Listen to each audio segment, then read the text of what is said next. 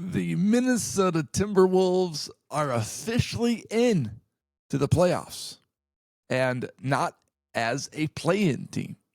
The red-hot Golden State Warriors, after they traded for Jimmy Butler, could not finish off the deal versus the Clippers, and now the Timberwolves are the 6th seed. They're not the 4, which was a possibility. They're not the 5, which was a possibility. They're the 6th because they beat the Utah Jazz at home, which was a little closer than I think we would have liked, especially at halftime, 50-49. But they were able to come away with the victory after Edwards went off in that second half. So we're going to talk about this playoff matchup with the Lakers. But first, I must tell you, because I care for you, about 5-Star Bath Solutions of Minneapolis. 5-Star Bath Solutions of Minneapolis changed our bathroom, remodeled our bathroom, and changed the value of our house. Because you remodel 2 areas of your house, your bathroom and your kitchen, and your house's value immediately goes up. 5-Star Bath Solutions of Minneapolis changed the value of our home in 48 hours. It took them 48 hours to do a complete remodel. It was convenient, and it was done right. Check out this video. Here's the before.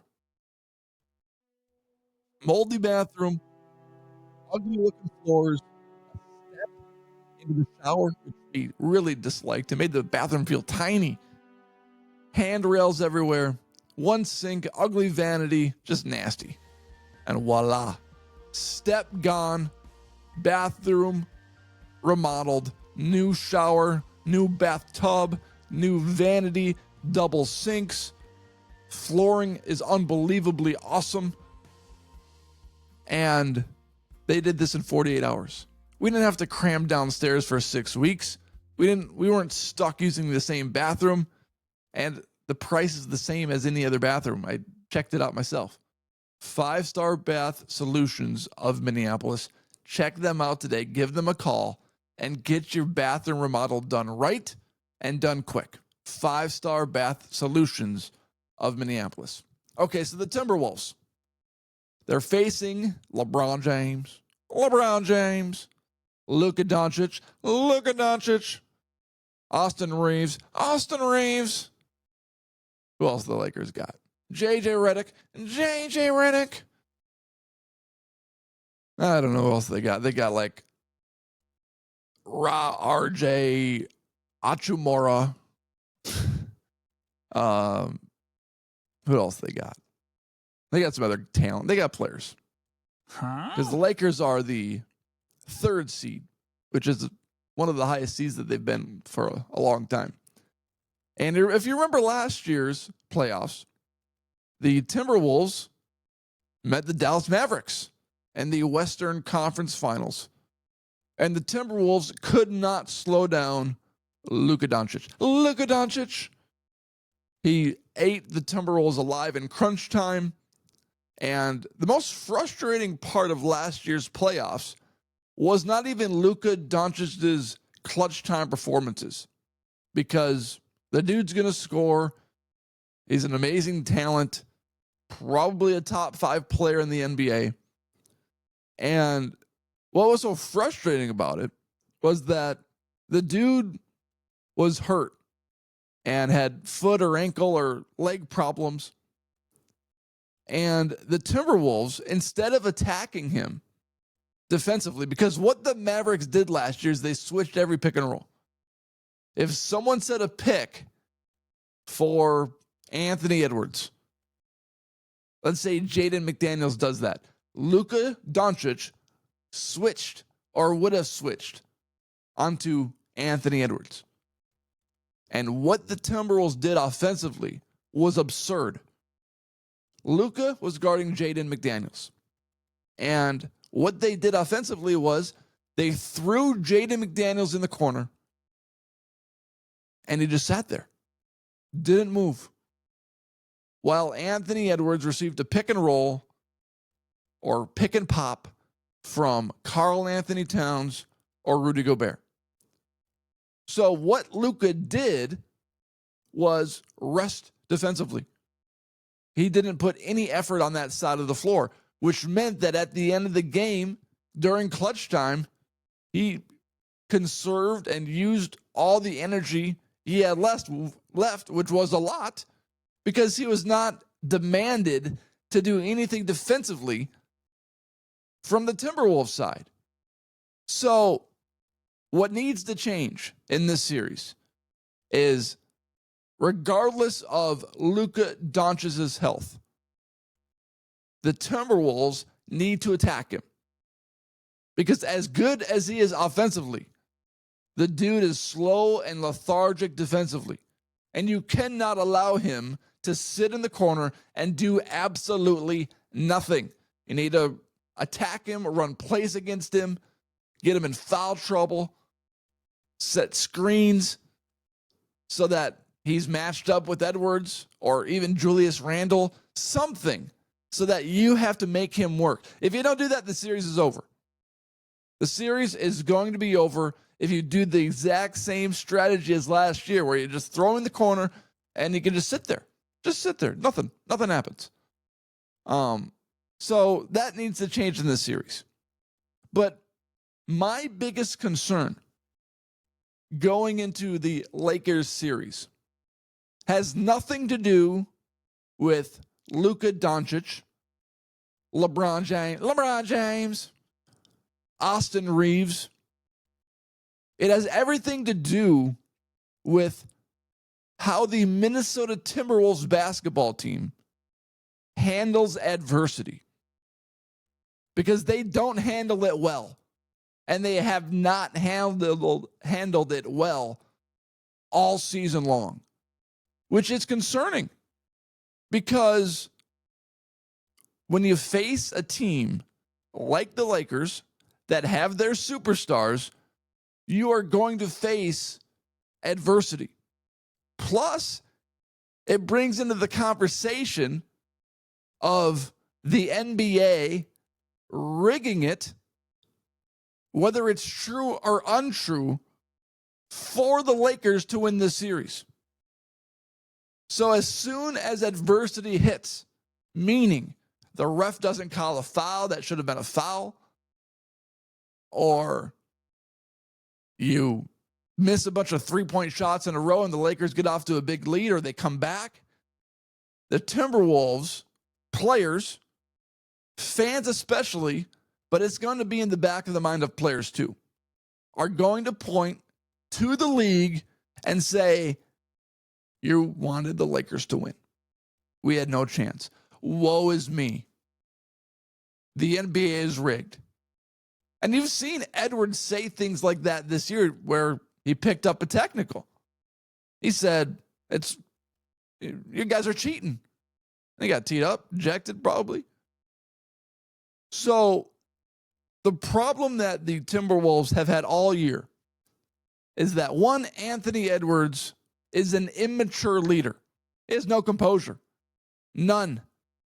He has no ability to calm himself down or calm his teammates down, take a breath, figure it out, quit blaming the officials after every play, because that actually works against him in the long run. If you complain after every single possession that you think you should have been fouled, it actually discredits you more. So he needs to stop. In what right mind do you think complaining after every call is actually an advantage? Because the officials watch tape too. After their games, they watch tape and are graded by a superintendent official. And they'll look at the play, they'll look at Edwards' reaction, and they'll be like, that wasn't a foul. There's no foul there. And he's still complaining? We're going to use this in the future. Like, if he's complaining, it doesn't always mean it's a foul. So my biggest concern is that the Timberwolves do not have a leader on the team that can get everybody back in the right mindset, or that can lead the team through adversity, through trials. Because as good as Mike Conley is, I love Mike Conley, and he's aging, he's getting older, as much as I love Mike Conley, he is a calming presence, but he's not a guy that's going to take over a huddle and tell everyone to shut the F up and play basketball. He's not a guy that's going to huddle the guys and say, quit complaining, get your head out your ass, and play basketball. That's not the personality that he is, although he is a quiet, calming presence on the team. Rudy Gobert certainly is not that. Neither is Julius Randle, and Jaden McDaniels hasn't said 5 words all season long. So that's my biggest concern. It has nothing to do with matchups. It has nothing to do with how Edwards is going to play, because in these moments, he typically rises to the occasion. The Timberwolves have been playing very good basketball with these last month and a half. A few winning streaks, a few bad losses, but all in all, a lot of W's. And I don't know how they're going to handle playoff basketball, specifically against the Lakers. And let's be honest about it. It is better for the NBA if the Lakers win the series. It's better. Bigger market, bigger superstars, Luka Doncic, LeBron James. If they advance, it's better for the league. And the Timberwolves know that. And Timberwolves fans know that. So as soon as adversity hits, they're not going to point to the Timberwolves making poor decisions, which oftentimes they do. They're not going to point at a bad pass or a bad shot or a poor defensive rotation. The finger is going to go directly at the NBA and at the officials for wanting the Lakers to win. And I hate that attitude. That attitude is so weak. W-E-A-K. Weak. That's soft. There's another word that I want to use in there that I'm not going to say. That is a soft attitude. And the Timberwolves are a soft team, which is something we could fully expect. I don't think the Lakers are going to sweep the Timberwolves. And I actually like the matchup head-to-head with the players and whatnot. The Nuggets probably would have been a more favorable series for the basketball team. I think Jamal Murray's hurt, and the Timberwolves have played the Nuggets really well this year. But I would rather play the Lakers than the Clippers, who have been red hot. I would rather play the Lakers than even the Golden State Warriors. And this comment might come back to bite me in the butt, but Luka is slow, although he's tremendous offensively. LeBron James is 40, and it takes one play for anybody to get injured, but especially LeBron James, who's 40. One wrong landing on his groin, which he already hurt this year, and he's out for a few games. Not that you should root for LeBron James to get hurt, but when you're 40 years old playing the highest level of competition, those things come into play. So it'll be an interesting series, and I think it could go at least 6 games. And I do think the Timberwolves could compete with the Lakers to win this series. But the biggest concern is the Timberwolves' ability to be composed and be okay down the stretch of the game, because that's the problem. That's the problem that they've had all season long. Okay. Rory Masters. Rory McIlroy wins the Masters in extra holes. And at like hole 10, I sent out a tweet. And if I had enough followers on X, I would have been completely roasted for this tweet. But I wasn't the only one that was feeling this way. I said, the 2019 Masters has ruined every Masters since. Every Masters since has been about one player getting out to a big lead, and the tournament has been over by the turn, which has been true. The Masters that Scottie Scheffler has won twice, blowouts. I think Dustin Johnson won one, blowout. There hasn't been a close Masters since 2019, the one that Tiger Woods won. And at hole 10, Rory McIlroy was up by 4 and was looking in complete control. And then he double bogeys. And then he bogeys. And then he loses the lead to Justin Rose, who got red hot on that back nine.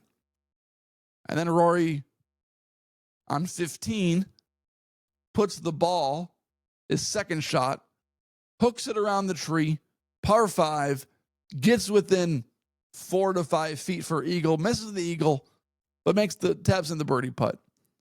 And he's back in the lead because Justin Rose bogeyed on like 16 or 17. And then Rory McIlroy, par, gets to 18, hits his second in the bunker, has about 5 feet for par to win the Masters, and he doesn't even touch the hole. This Masters tournament was a tournament filled with sensational shots from Rory. That final round had about like 4 or 5 shots from Rory where you look back on it in years past and say, that shot won him the tournament. He had a shot on 6 or 7 where he was in the pine straw and he hooked it between the trees and got it between the small gap and put it right next to the hole. And he missed the birdie. But that's a shot that gets played back years and years down the road. Did the same thing on 15. Did the same thing, I think he did it one more time in that round too, where it was a tough shot and he played it perfectly between this gap. On number 5, he did it. And then he would have these outrageous shots where it's like, was this not the same guy that hooked it between the trees and landed it on the green within 5 feet of the pin for birdie? 13, easy shot, played off the hill, land it there, and then the ball will gravitate towards the hole. He puts it in the water. Crazy. Number 1, double bogeys. Number 13, double bogeys. What is so remarkable about Rory McIlroy's Masters victory was that he played so good. So good. Like, you can't even believe how good Rory played to overcome all of the double bogeys that he put on the scorecard. You do not typically win Masters tournaments with 2 double bogeys in the final round. That never happens. He double bogeyed 1 and lost the lead immediately to Bryson. And then he double bogeyed 13 and then only had a 1-shot lead against Justin Rose. Not to mention the 2 double bogeys that he had in the first round of his tournament. What that tells me is that his play outside of the double bogeys and maybe a bogey here and there was so outrageously good that if he doesn't double bogey, he wins the Masters by 10. And it's not even a close call. But it was cool to see Rory McIlroy celebrate after his win, because this has been hanging over his head for 11 years. Really even longer than that, because of his 2011 or 2012 debacle on 10, where he hit it into the cabins. So it's really been 13, 14 years of, can I ever win a Masters? Can I ever fight off these demons and complete the career Grand Slam? Because not many players complete the career Grand Slam. Phil Mickelson has never done it. Jordan Spieth has not done it yet and isn't really looking like he's going to. It's only like 5 players that have completed the career Grand Slam. And now Rory McIlroy joins that list of greats to do it. And when he knocked down that final putt in the playoff, all of the emotion, Jim Nance says he falls to the sacred sod, just knocked Rory down. And all of the questions about, is this your year? Do you feel good about it? Like, are you going to complete the career Grand Slam? Do you think you have it in you? How can you overcome these demons? All those questions are now gone. And he's been answering those questions for 13 years. And how annoying would that be? And he walks off the golf course, kisses his wife and daughter. And it's really a story of a dude persevering. And I'm not a big fan of Rory personally. I can't really explain why. He makes a shot, and I don't like his reactions to shots for some reason. It's just not my style. It's almost like he's laughing. He did this on 6 or 7. He's laughing at how good his shot was. I don't know. I don't really like that, I guess. It's not my favorite thing. So, like most tournaments, I'm kind of cheering for the meltdown. Not even necessarily from Rory, but from anybody. Like, I want the leader to come back to the pack so it's close. And you probably do too, if you're being honest. Like, who wants a tournament won by 6 shots or 4 shots? It's fun to come down the stretch on 18 and have a close competition. So it could have been Jordan Spieth or any other golfer on tour. And I would have said, come back to the pack, because it's boring when you have a 4-shot lead down the stretch. But finally, the Masters gave us a close competition down the stretch. Because these last 5 years, it has not been my favorite major. It has not performed the best out of all the majors. Because other majors had more drama and better anticipation down the stretch than a guy winning by 5 strokes on 18. And he could quadruple bogey and still win. But this Masters in 2025 delivered. And Rory now has the career Grand Slam. Good for him. Thank you for watching this episode. Hit that subscribe button wherever you're watching or listening. And remember, 5-Star Bath Solutions of Minneapolis. Get your bathroom model done right and done conveniently. Thank you for watching and for making this podcast a part of your day.